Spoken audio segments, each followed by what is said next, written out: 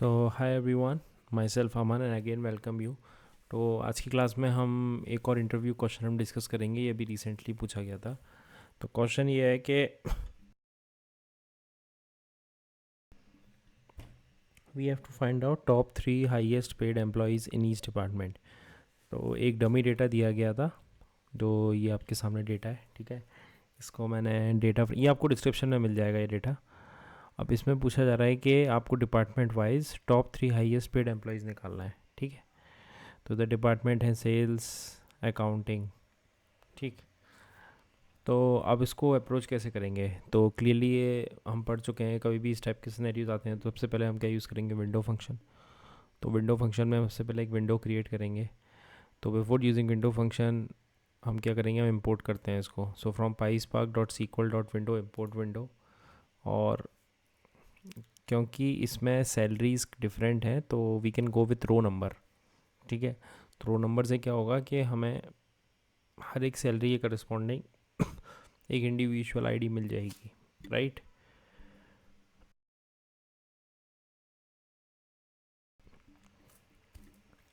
अब इसमें एक चीज़ और बोली गई है कि हमें थर्ड हाईएस्ट निकालना है। तो हमें क्या करना पड़ेगा? बेसिकली हमें सैलरी को डिसेंडिंग ऑर्डर में रखना पड़ेगा डिपार्टमेंट वाइज। तो इसमें मैंने सबसे पहले क्या किया? विंडो क्रिएट किया, window dot partition by department wise partition कर दिया। फिर order by salary dot D S E. Dot D S E इसलिए किया है क्योंकि जो हाईएस्ट सैलरी होगी रिस्पेक्टिव डिपार्टमेंट में सबसे पहले आएगी,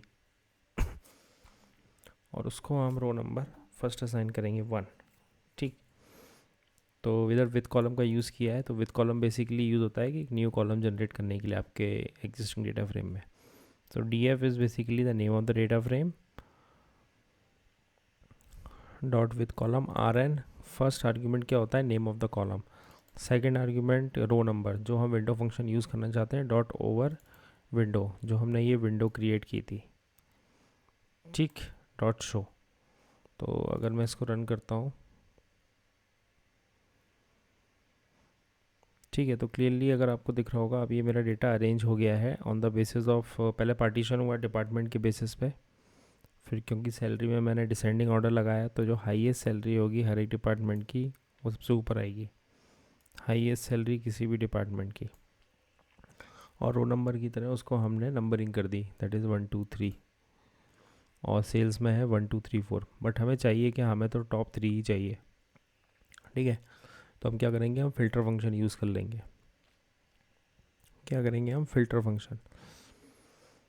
तो ये जो अभी हमारा ट्रांसफॉर्मेशन था, इसको मैंने डी एफ वन में स्टोर कराया। ठीक है, तो डी एफ वन मेरा अभी यही है, D f one short show करता हूँ मैं। तो d f one dot filter, फिर क्या किया? कॉलन फिल्टर किया कि जहाँ पे भी row number less than equal to 3 है वो सारे रोज़ मेरे को फैच करके दे दो। And dot drop d f one dot r n, क्योंकि मेरे को इस कॉलम की अब कोई ज़रूरत नहीं है, लास्ट कॉलम की, तो इसको हम रिमूव कर सकते हैं। तो डॉट ड्रॉप यूज़ कर दिया। तो अगर इसको मैं रन करूँगा,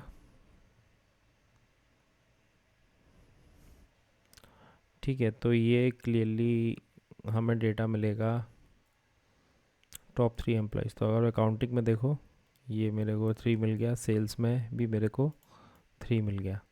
ठीक है, आपको अगर मैच समझना है तो आप फोर्थ वाला डेटा देखिए। फोर्थ वाला डेटा पॉइंट इधर नहीं होगा। ठीक है, फोर्थ वाला डेटा पॉइंट है ही नहीं यहाँ पे, क्योंकि हमें टॉप 3 ही चाहिए थे। ठीक है, तो इम्पॉर्टेंट चीज़ क्या है इस क्वेश्चन में? इम्पॉर्टेंट चीज़ सबसे पहले विंडो फंक्शन कैसे यूज़ करना है और कौन सा विंडो फंक्शन यूज़ करना है, उसके बाद फ़िल्टरिंग करना है, कैसे हम फ़िल्टर करेंगे। ठीक है, तो उम्मीद करता हूँ ये क्वेश्चन आपको समझ में आया होगा। And thanks for watching, thank you.